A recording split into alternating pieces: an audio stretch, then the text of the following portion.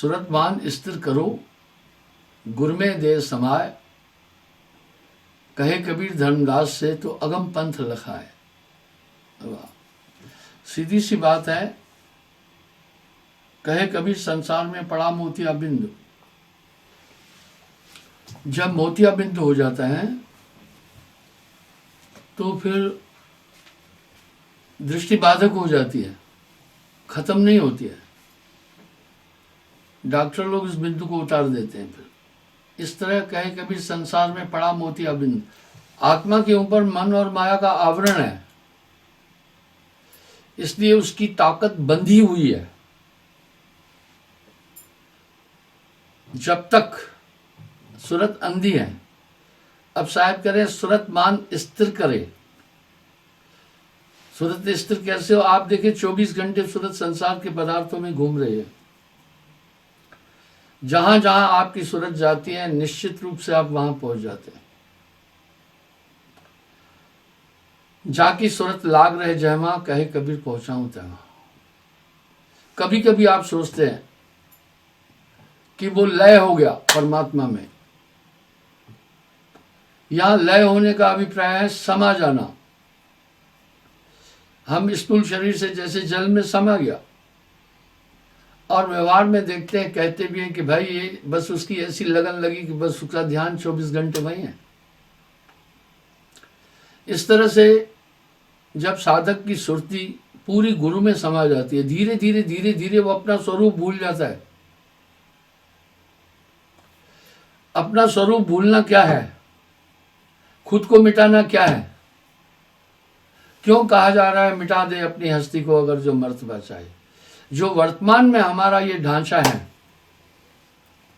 जिसमें हम कह रहे हैं मेरा घर है, मेरी बीवी है, मेरी पत्नी है, मेरे मित्र हैं, मेरे शत्रु हैं।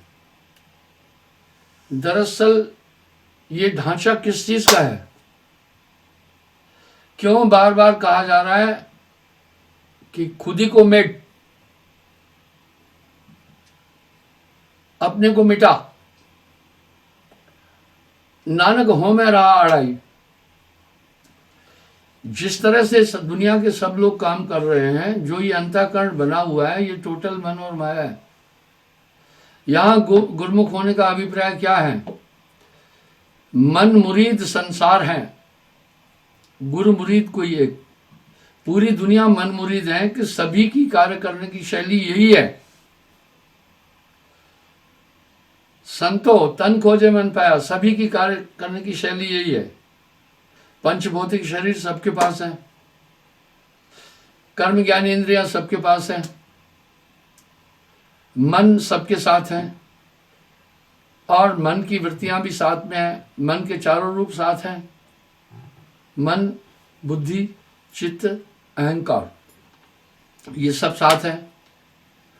इसी चित्त से सभी अनुभव कर रहे हैं, ये मेरी माँ है, ये मेरी पत्नी है, ये भी आत्मा नहीं है। जो हम बुद्धि से कार्य कर रहे हैं, कई बार मनुष्य खुद कार्य करके फिर पछताता है। वो सोचता है ये ठीक नहीं हुआ। इसका मतलब है हमारे अंदर एक अस्थिरता का वातावरण है। इस तरह चित्त भी सबके पास है। ये चित्त में ही तो कोड है ना, परिवार, माता पिता। उसके बाद अहंकार भी सबके साथ है। फिर इन सब का संचालन करने वाली ताकतें भी अंदर बैठी है, और वो इनका संचालन भी कर रही है। एक पूरा जबरदस्त नेटवर्क है जिससे ये आत्मा बंधी हुई है। साहब ऐसा नहीं कर रहे, बहुबंधन ते बांधिया, एक बेचारा जीव बेचारा क्या करे जो न छुड़ावे पीऊ। मनुष्य सभी जतन कर रहे हैं अपने कल्याण के लिए। कुछ बुद्धिजीवी लोग हैं, परमार्थी लोग हैं, बेचारे सोचते भी हैं, उनका अंतःकरण थोड़ा सा शुद्ध है, उनके संस्कार थोड़े ठीक है, वो सोचते भी है आत्मा हमारा एक दिन मौत हो जाएगी, फिर कहाँ जाएंगे। लेकिन आज के युग में मन ने सबको ऐसा भ्रमित कर रखा है, भौतिकवाद में सब पूरी तरह से मशगूल है, सब पूरी तरह से उलझे हुए हैं, ये जानकर उलझा है, ये आत्मा को जानकर उलझा है। फिर सबके पास कर्म ज्ञान इंद्रियां हैं, सबकी हकीकत एक ही तो नजर आ रही है। फिर ये इंद्रिय आनंद के लिए सभी ललाचित हैं। अब देखो यहां साहब के शब्द कितने सटीक है। इक दुई होए ताहे समझाऊं, सबई भुलान है पिटवा के धंधा, कहे कबीर मैं किस किस को समझाऊं, सब जग अंधा। एक न भूला दो न भूले, ये पूरा सिस्टम सबके अंदर है। सबके अंदर राग है, सबके अंदर ईर्ष्या है, सबके अंदर अहंकार है, सब कर्म ज्ञान इंद्रियों की तरह सबका रुझान है। वाह, संतो तन खोजा मन पाया। और ये सब प्रबल चीजें हैं जो विवश करती है आत्मा को, इन्हीं में उलझा कर रखा हुआ है। तभी तो कह रहे हैं प्रबल अविद्या का परिवारा, खल कामादिक मोह अपारा। ये प्रबल है, ये इस आत्मदेह को विवश कर रहे हैं। इनसे ये जीवात्मा कैसे छूटे, कातिल से कातिल का पता कैसे ले सकते हैं। आपको ये कभी भी सत्य की ओर प्रेरित नहीं करेंगे। इसलिए साहब ने मन पर बहुत बात कही है। मन लेवे मन देवे, मन सोए मन जागे, मन उठे मन बैठे, मन करता यह देह समाना, मन को कोई छीन न पाए, नाना नाच न चाहे। इतना बुद्धिजीवी इंसान। एक बात बड़ी अच्छी है, हम सब परोक्ष या अपरोक्ष रूप से इतना जरूर जान चुके हैं, आत्मा अमर है। आप विचार कीजिए, स्वात्मा, इंसान अपनी स्वात्मा को जानना चाहता है, कितना बड़ा कौतुक है। संतो अचरज इकमे भारी, गाय नाहर को खाए। वाह वाह वाह। आगे उस शब्द में साहब कह रहे, सिंह तो समुद्र में खेले, मछली बन में जाई, गाय नाहर को खाई। क्या मतलब है? गाय रूपी माया शेर रूपी आत्मा को खा रही है, बंधी हुई है। अर्थात हम सब परोक्ष अपरोक्ष रूप से ये जानते हैं कि हम बंधे हैं, हमारी आत्मा नित्य है। वाह, इतनी खोज बड़ी अच्छी है। यहां पर मैं साहब की आइडियोलॉजी को स्थापित करने का पूरा प्रयास कर रहा हूं। हम सब ये जानते हैं कि आत्मा अमर है, और हम सब आत्मा का ज्ञान भी चाह रहे हैं। कौन सी आत्मा? निज आत्मा, स्वात्मा, अपनी आत्मा। तो इससे पता नहीं चल रहा है कोई ऐसी शातिर ताकत बैठी हुई है जो हमें अपने तक नहीं पहुंचने दे रही है, अपने स्वरूप तक नहीं जाने दे रही है, हमें आनंद तक नहीं पहुंचने दे रही है, हमें नित्य तक नहीं जाने दे रही है, हमें अपने स्वरूप तक नहीं जाने दे रही है। हमारे अंदर परमात्मा है। ये कैसी शैतानी ताकत है जो हमें बस अपराधों की तरफ ले जा रहा है, हमें अपने स्वरूप की तरफ ले ही नहीं जा रहा है। जीव पड़ा बहुलूट में, ना कछ लेन न देन। आत्मा का कोई दोष नहीं है। इसलिए कितने प्यारे शब्द हैं साहब के। दिखाई दे रहा है कि हमें बिल्कुल ऑन स्क्रीन दिखाई दे रहा है। साहब साफ कह रहे हैं, संतो तन खोजे मन पाया। पूरे शरीर को जब आप मंथन करेंगे तो मन ही निकलेगा। तन ही मन है, इंद्री मन है, पंच भौतिक शरीर एक है। फिर आगे क्या कह रहे हैं? मन माया तो एक है, यानी ये प्रकृति, पंच भौतिक तत्व और मन एक है। इन सब मिल जीव ही घेरा। अब यहां गोस्वामी जी कैसा प्यारा शब्द कह रहे हैं, प्रबल अविद्या का परिवारा। प्रबल ताकतवर, खल कामादिक मोह अपारा। बड़ा साफ साफ बोल रहे हैं गोस्वामी जी। साहब कह रहे हैं इन सब मिल जीव ही घेरा, बिन परिचय ये जम को चेरा। इस तरह से ये खतरनाक ताकतें इस आत्मा को हमेशा विनाश की तरफ ले चल रही। बात एक साफ साफ आ रही है, बस हम इस बात पर थोड़ा रुककर चिंतन करें तो फिर हमें पूरी बात समझ में आएगी। अब यहां साहब क्या कह रहे हैं, मने स्वरूपी देव निरंजन तोय राख भरमाई। बिल्कुल दिख रहा है, इंद्रियों का रुझान भी जगत के पदार्थों की तरफ है। कई कई बार आदमी एक जिज्ञासा या प्रवचन या संतों की वाणी सुनकर एक निश्चय करता है कि आत्मा की तरफ चलें। खैर छोड़िए, वो नहीं जाने देता है। आप, ये तो बड़ी बात है। एक छोटी सी बात बताता हूं। कभी कभी प्रवचन सुनकर, धर्मशास्त्रों को पढ़कर आत्म कल्याण के लिए आप में विचार उठता है कि ध्यान भजन करूं। आप ध्यान में बैठते हैं, आपका वहां क्या है? आपका वहां एक संकल्प है कि मैं ध्यान एकाग्र करूं, बैठूं। आपकी चली नहीं, थोड़ी देर में आपके ध्यान को कोई ताकत कहीं और ले गई। ये कौन था जो आपके ध्यान को ले गया? आपका तो निश्चय था कि मैं ध्यान में बैठूंगा। इसका मतलब है कि इन ताकतों को आप काफी कंसंट्रेटली होकर गुरु के शब्द पर चलकर ही अनुभव कर सकते हैं। अक्सर मैं लोगों से एक बात कहता हूं, आप ध्यान में बैठो ना, आप ध्यान में जरूर बैठो, रोज बैठो, कम से कम 1 घंटा जरूर बैठो। ध्यान में आप सुमरन भी करना। मैंने ध्यान करने की पूरी विधि आपको बताई है, 5 सूत्र बताए हैं जब ध्यान में बैठना है। जब आप पूरे रूप से ध्यान में बैठने का प्रयास करेंगे तो आपको लगेगा कोई ऐसी चीज है अज्ञात सी जो मेरे ध्यान को कहीं का कहीं ले जा रही है।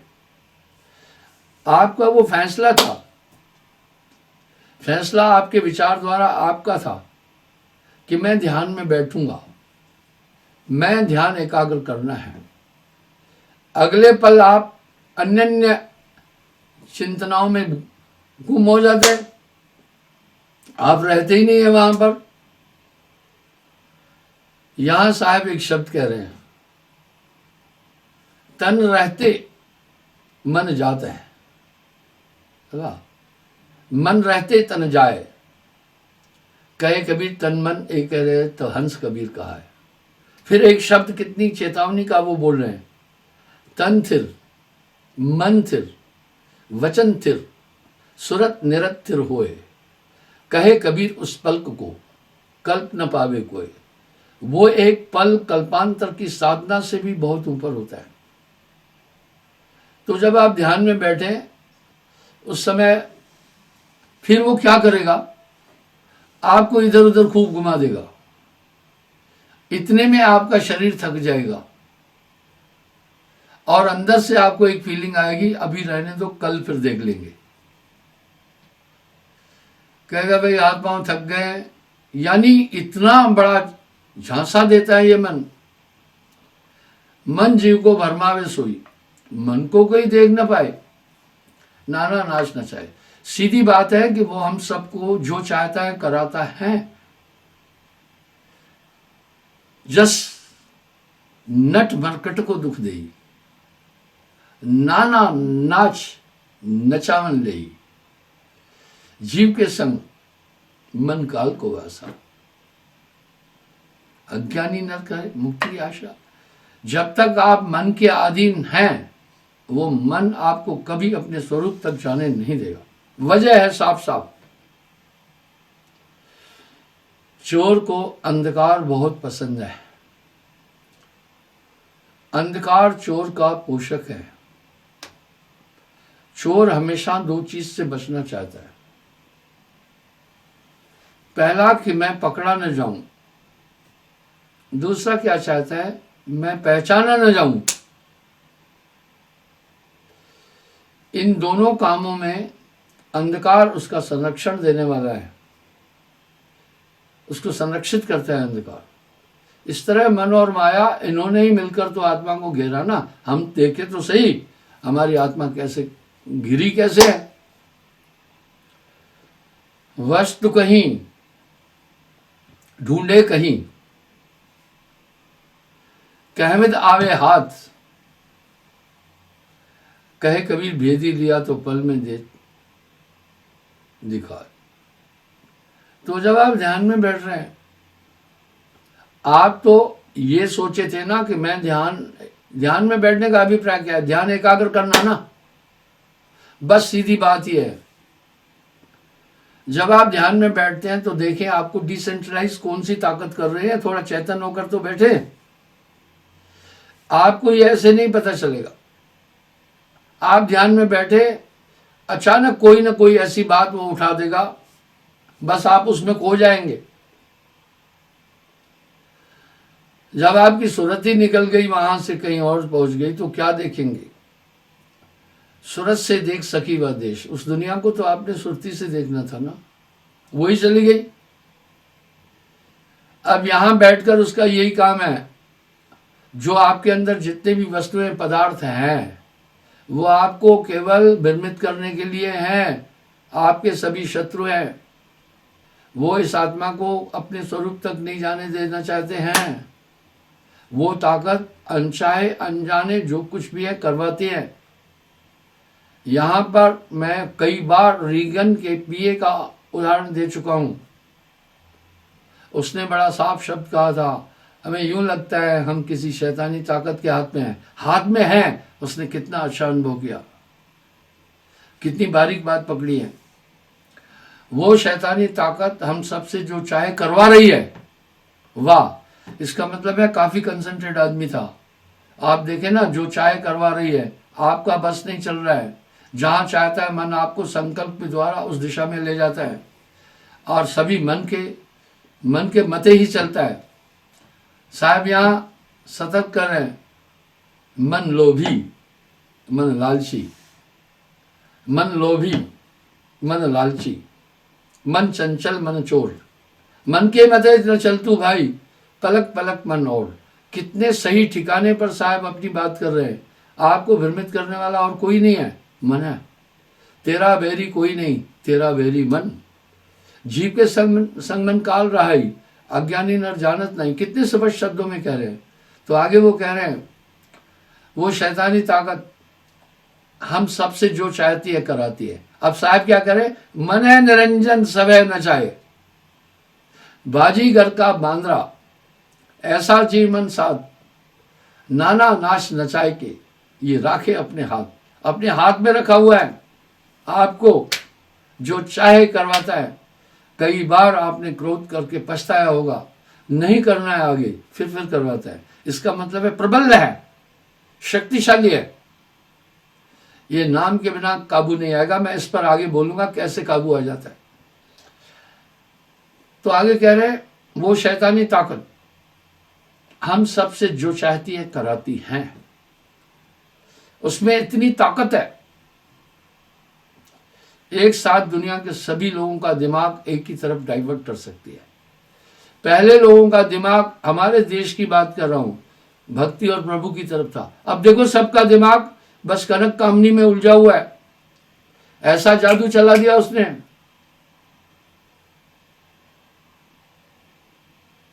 नर देव आदि 33 कोटि सब थामे है निरंजन की डोरी, सब उसकी डोरी थामे हुए। और जो चाह रहा है कर रहा, जो भी कार्य मनुष्य कर रहा है, अनात्मा बहुत बड़ा एक कौतुक है। हम इस तथ्य को जानते हैं